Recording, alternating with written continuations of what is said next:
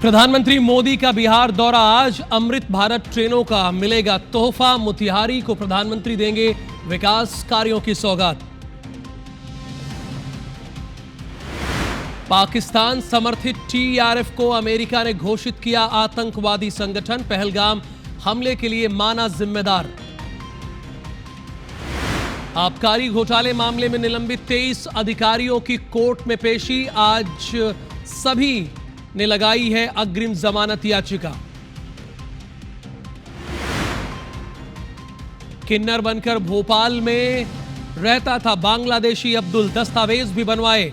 नाम नेहा रखा, 25 साल पहले आया था भारत।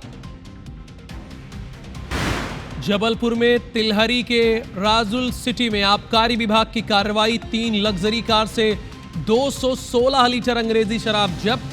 तीनों कार बिना नंबर प्लेट्स के मिली। अंबिकापुर में अखिल भारतीय विद्यार्थी परिषद के कार्यकर्ताओं और पुलिस के बीच हाथापाई। कॉलेज के खिलाफ प्रदर्शन के दौरान हुआ विवाद। कॉलेज प्रबंधन पर दुर्व्यवहार का लगाया आरोप। मंदसौर में पुष्पा स्टाइल में लाल चंदन की तस्करी। अंतर्राज्यीय गिरोह के 2 आरोपी गिरफ्तार। 2260 किलो चंदन बरामद। और सुकमा में सुरक्षा बलों को एक और बड़ी सफलता। 5 नक्सली गिरफ्तार। भारी मात्रा में विस्फोटक किया गया जब्त।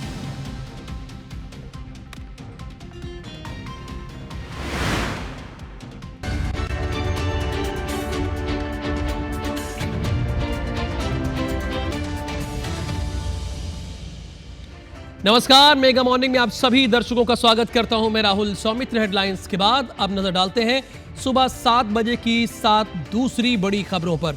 तो पहली बड़ी खबर जो है वो राहुल गांधी से जुड़ी हुई है। राहुल गांधी आज केरल जाएंगे। पूर्व सीएम ओमान चंडी की श्रद्धांजलि सभा में उन्हें शामिल होना है। अब दूसरी खबर पर आते हैं। मॉनसून सत्र पर 19 जुलाई को INDIA की बैठक है। टीएमसी आप इस बैठक में शामिल नहीं होगी। तीसरी खबर, आकाश प्राइम डिफेंस सिस्टम का भारत ने सफल परीक्षण किया है। 15,000 फीट पर 2 ड्रोन मार गिराए गए हैं। चौथी खबर, कच्चे तेल की कीमत $65 प्रति बैरल रही तो 2 से 3 महीने में घट सकती है पेट्रोल और डीजल के दाम। ऐसा पेट्रोलियम मंत्री ने संकेत दिए हैं। अब आते हैं 5वीं खबर। यूक्रेन की प्रधानमंत्री बनी है यूलिया। इन्होंने ही अमेरिकी राष्ट्रपति डोनाल्ड ट्रंप से मिनरल डील कराई थी। अब छठी खबर पर आ जाते हैं। पाकिस्तान में बाढ़ में मरने वालों की संख्या 163 पहुंच गई है। एक दिन में 63 लोगों ने अपनी जान गंवाई है। 7वीं खबर, चिली में 5.7 तीव्रता का भूकंप आया है। धरती के 49 गहराई में था केंद्र। जान माल के नुकसान की खबर फिलहाल नहीं है और यही थोड़ी राहत भरी बात है। चूंकि भूकंप तो आया है, उससे नुकसान हुआ है, लेकिन जान माल की कोई जानकारी अभी नहीं है। पूर्व सीएम भूपेश बघेल के घर पर दबिश दी गई है। ईडी ने भूपेश बघेल के घर पर दबिश दी है। 3 गाड़ियों से ईडी की टीम पहुंची है। सीआरपीएफ के जवानों के साथ ये ईडी की टीम पहुंची है। पहले भी ईडी की टीम भूपेश बघेल के घर पर दबिश दे चुकी है। भूपेश बघेल और उनके करीबियों के घर छापे मारे गए थे। शराब घोटाले के मामले में छापे मारे गए थे और अभी अपडेट एक हम आपको और दे रहे हैं। ईडी पहले भी छापेमारी कर चुकी है, लेकिन अभी की जानकारी यह है कि पूर्व मुख्यमंत्री भूपेश बघेल के घर दबिश दी गई है। ईडी ने भूपेश बघेल के घर पर दबिश दी है। 3 गाड़ियों से ईडी की टीम पहुंची हुई है। सीआरपीएफ के जवानों के साथ टीम पहुंची हुई है और हमारे क्राइम रिपोर्टर तहसीन जैदी के पास इस खबर की पूरी डिटेल है। कब सीबीआई ये ईडी की टीम पहुंची, कितने लोगों के साथ पहुंची, कितनी देर से ये कार्रवाई चल रही है, ऐसे प्रश्नों के जवाब तहसीन के पास हैं। वो आपको आगे बताएंगे। तहसीन, बताइए।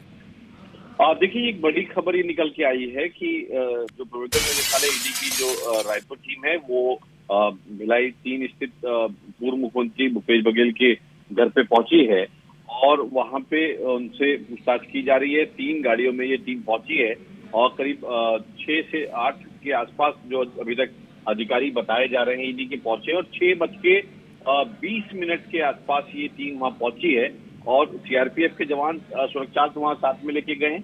और वहाँ अंदर पूछताछ की जा रही है। अभी इस बात की पुष्टि नहीं हो पाई है कि भूपेश बघेल अभी वहाँ पे हैं कि नहीं है। हालांकि ये स्पष्ट हो गया कि वहाँ चैतन्य बघेल जो उनके बेटे हैं वो उनके परिवार के लोग वहाँ पे मिले हैं उनको, लेकिन अभी इस बात की पुष्टि नहीं हुई है। और अभी जहाँ तक ये बताया जा रहा है कि ये आबकारी विभाग की में जो घोटाले हुए थे उसको लेके वो टीम पहुंची है भी, लेकिन जिस तरीके से पिछले दिनों जो उनके करीबी माने जाने वाले विजय भाटिया हैं उनको ईओडब्ल्यू ने अपनी गिरफ्त में लिया था और अभी आजकल रिमांड पे हैं, पूछताछ की जा रही है। तो ये माना जा रहा है कि ये आबकारी घोटाले से संबंधित इनसे पूछताछ की जा सकती है। उसी के लिए टीम वहाँ ईडी पहुंची, क्योंकि ईडी भी आबकारी विभाग की जांच कर रही है और जो कोयला घोटाला हुआ था उसकी भी जांच ईडी कर रही है। तो अभी ये थोड़ी देर में क्लियर हो पाएगा किस संदर्भ में ये टीम वहां पहुंची है। लेकिन अभी ये बताया जा रहा है कि कल इस मामले में ईओडब्ल्यू की माने न्यायालय में कुछ न कुछ इसमें कुछ गतिविधि हुई है, तो उसको लेके यहाँ पे ये कार्रवाई मानी जा रही है कि ईडी भी ये कार्रवाई कर सकती है। क्योंकि आज जो है कोयला घोटाले के जो मुख्य मास्टरमाइंड है सूर्यकांत तिवारी, जो भूपेश बघेल के काफी करीबी माने जाते हैं, उन्हीं के रहते ये कोयला घोटाला भी हुआ था और अब शराब घोटाला भी हुआ था। तो ये अभी कह पाना जल्दबाजी होगा कि किस मामले में अभी ये रेड कार्रवाई ईडी ने की है। लेकिन ये पुष्टि हो चुकी है कि भिलाई 3 स्थित जो उनका आवास है, निज आवास है, वहां पे ईडी की टीम पहुंची है, 3 गाड़ियों में पहुंची है, 6 से 8 अधिकारी वहां पे अभी साथ में हैं, उनसे पूछताछ की जा रही है। और अभी ये स्पष्ट नहीं है कि भूपेश बघेल वहां उनको मिले हैं कि नहीं मिले हैं, तो इस बात की भी थोड़ी देर में पुष्टि होगी। लेकिन एक बड़ी कार्रवाई और बड़ी खबर इसको कह सकते हैं कि निकल के आई है कि पूर्व मुख्यमंत्री भूपेश बघेल की घर जो भिलाई स्थित इसके पहले जब तहसीन छापेमारी हुई थी ईडी के द्वारा, तो उनके करीबियों के घर पर भी छापेमारी की कार्रवाई की गई थी। लेकिन अभी देखिए भूपेश बघेल ने क्या लिखा है, ईडी आ गई है, आज विधानसभा सत्र का अंतिम दिन है। ये भूपेश बघेल ने एक्स पर पोस्ट किया है। उन्होंने बताया अडानी के लिए तमनार में काटे जा रहे हैं पेड़, उसके बाद ये है। अब देखिए यहाँ पर भूपेश बघेल तो ये सीधे सीधे आरोप लगा रहे हैं कि वो जो सवाल उठा रहे हैं उसके बाद ये ईडी की कार्रवाई की जा रही है। क्या उनके करीबियों के यहाँ भी छापेमारी की कार्रवाई हुई है या सिर्फ भूपेश बघेल ही निशाने पर है? तहसीन, अब देखिए जिस तरीके से उनके जो ट्वीट से इस बात की स्पष्टता हो जाती है कि वो ईडी की टीम को मिल गए हैं, तो उनसे भी पूछताछ की जा रही है। हालांकि अभी आधिकारिक पुष्टि नहीं हो पाई है, लेकिन ये जो जिस तरीके से पोस्ट इन्होंने किया है एक्स पोस्ट पे, तो इस बात से स्पष्ट है कि वो वहां मिले हैं ईडी की टीम को। और जिस तरीके से उन्होंने इस बात के आरोप लगाए, जानकारी दी है कि वो ईडी की टीम पहुंची है और आज विधानसभा का अंतिम दिन है, तो उसको लेके इस बात से स्पष्ट हो गया कि वो अंदर हैं। और लेकिन जिस तरीके से पिछले दिनों जो चाहे विजय भाटिया हो या उनके कई जो करीबी हों, वो उनके यहाँ भी रेड कार्रवाई हुई थी। और जिस तरीके से विजय भाटिया अभी कह सकते हैं कि ईओडब्ल्यू की रिमांड में है, उनसे पूछताछ की जा रही है और उसमें ये बात जानकारी संभावना ज्यादा है कि उनके कुछ ना कुछ कनेक्शन सामने आया है। और उसके बाद जो है तहसीन आगे भी पूरी डिटेल लेंगे, आप और भी जानकारी इकट्ठा कीजिए, आगे आपसे पूछते हैं। और हालांकि भूपेश बघेल ने एक्स पर पोस्ट कर दिया है और उन्होंने बताया यह है कि जिस तरह से सवाल विपक्ष उठा रहा है, वो सवाल ना उठाए तो जाहिर सी बात है उनके यहाँ ऐसी कोई कार्रवाई नहीं होगी। हालांकि उन्होंने लिखा नहीं, लेकिन देखिए वो लिखा क्या है, आज विधानसभा का अंतिम दिन है, ईडी आ गई है, पहली उनकी ये लाइन है। उसके बाद उन्होंने लिखा है कि अडानी के लिए तमनार में काटे जा रहे पेड़ों का मुद्दा आज उठाना था, भिलाई निवास में साहब ने ईडी भेज दी है। यानी भूपेश बघेल ने यह भी बता दिया कि कहां पर ईडी आई है, रायपुर स्थित जहां पूर्व मुख्यमंत्री का बंगला है वहां पर नहीं, भिलाई में आई है। उन्होंने ये इस बात को लिखा है और उसके पीछे उन्होंने रीजन दिया है कि इसलिए ईडी आई है भूपेश बघेल के अकॉर्डिंग, क्योंकि आज वो अडानी के मामले में एक सवाल उठाना चाहते थे विधानसभा में, और इसलिए ईडी आ गई जिससे वो आ ही ना पाए, ये कार्रवाई की जा रही है। ये भूपेश बघेल का पक्ष है। और कोमल धनेसर हमारे साथ लगातार जुड़ी हुई, चूंकि भिलाई के घर पर ही छापेमारी की कार्रवाई हो रही, दबिश दी जा रही है। कब ईडी आ गई थी? चूंकि भूपेश बघेल तो कोमल आरोप ये लगा रहे हैं कि मैं सवाल उठाने वाला था इसलिए आई है, तो जरा जानकारी पूरी दीजिए हमारे दर्शकों को।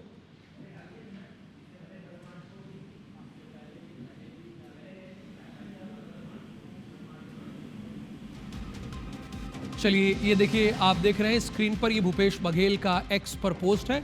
उन्होंने ईडी आ गई है, अब विधानसभा सत्र का अंतिम दिन है, अडानी के लिए तमनार में काटे जा रहे पेड़ों का मुद्दा उठाना था। ये बात उन्होंने भूपेश बघेल ने लिखी है।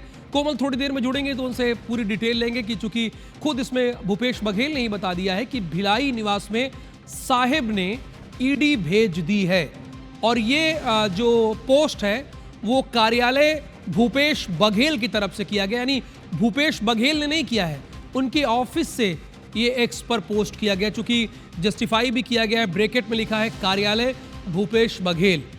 क्या कोमल, अगर आपको आवाज आ रही हो तो जब ये दबिश की कार्रवाई हो रही है तो क्या वहाँ भूपेश बघेल मौजूद है, ये जानना है। अब कोमल जब से जुड़ेंगी, अगर कोमल जैसे आपको आवाज आई तो बोलने लगेगा बिना किसी औपचारिकता के। सवाल यही है कि क्या इस वक्त भिलाई निवास पर भूपेश बघेल हैं या नहीं। चूंकि अभी मेरी तहसीन से बात हुई थी तो तहसीन ने भी इस बात की पुष्टि नहीं की कि रायपुर में वो है कि नहीं आवास पर। चूंकि ईडी या सीबीआई या दूसरी टीमें जो आती है वो बड़ी अर्ली मॉर्निंग आ जाती हैं, वो एक साथ आती हैं और 4 साढ़े 4 तक आ जाती हैं, यानी जब आप गहरी नींद में होते हैं बहुत कम लोग उठते हैं, उस वक्त ईडी की टीम या सीबीआई की टीम आ जाती है। इनकी कार्यशैली यही है।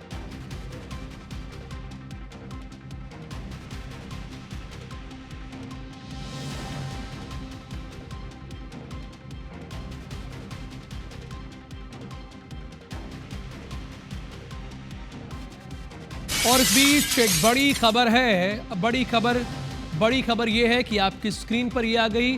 3 गाड़ियों में पहुंची है ईडी की टीम, सीआरपीएफ के जवानों के साथ ये ईडी की टीम पहुंची है।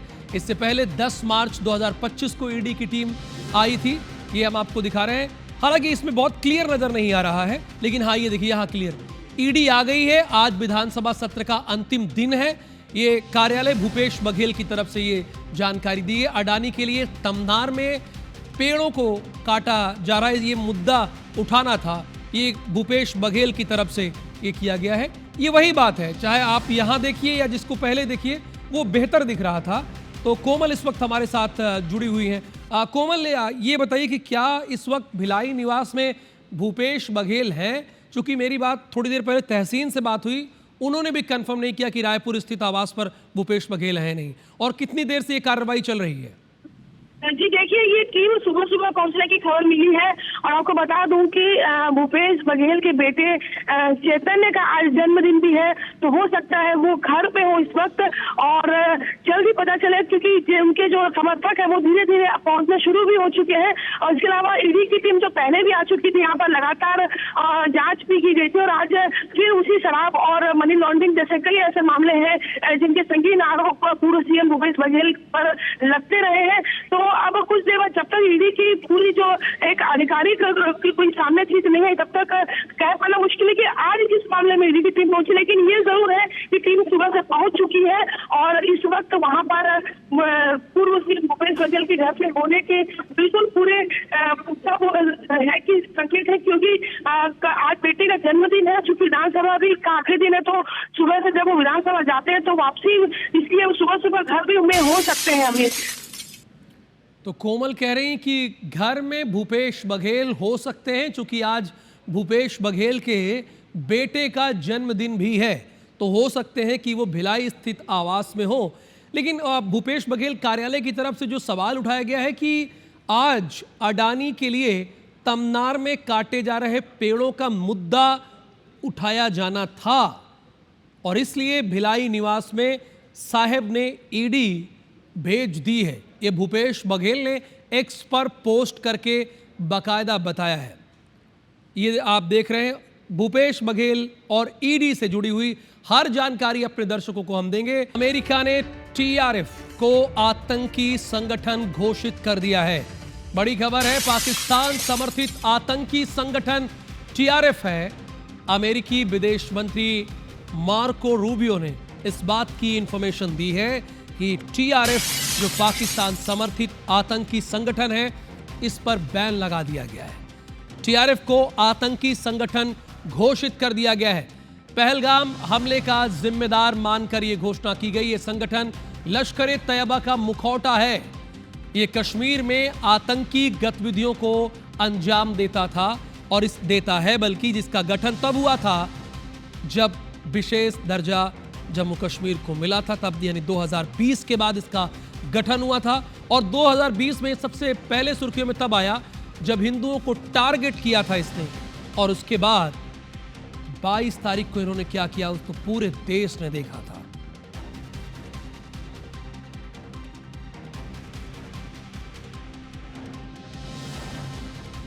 दिल्ली से खबर यह है कि प्रधानमंत्री मोदी बिहार और पश्चिम बंगाल के दौरे पर रहेंगे। 12,000 करोड़ से अधिक की विकास परियोजनाओं की सौगात देंगे। 7200 करोड़ की परियोजनाओं का शिलान्यास और लोकार्पण करेंगे। इस दौरान वे बिहार के मोतिहारी में सभा को संबोधित करेंगे। दोपहर पश्चिम बंगाल के दुर्गापुर में कार्यक्रम में पहुंचेंगे देश के प्रधानमंत्री नरेंद्र मोदी। बंगाल को 5,000 करोड़ के विकास कार्यों की सौगात देंगे, जो केंद्र की तरफ से सौगात दी जानी है, यानी 5,000 करोड़ विकास कार्यों की सौगात पश्चिम बंगाल के लिए है।